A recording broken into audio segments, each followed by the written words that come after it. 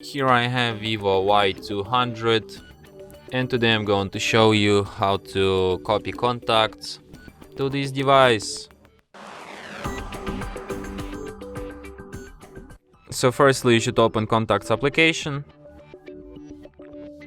tap Skip, then you should switch to this tap Allow, then switch to this Fix and Manage section. Here select Import from SIM. Here you can select which contacts you want to import.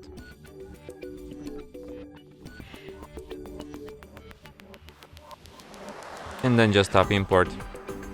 And after that, these contacts will appear here on your device.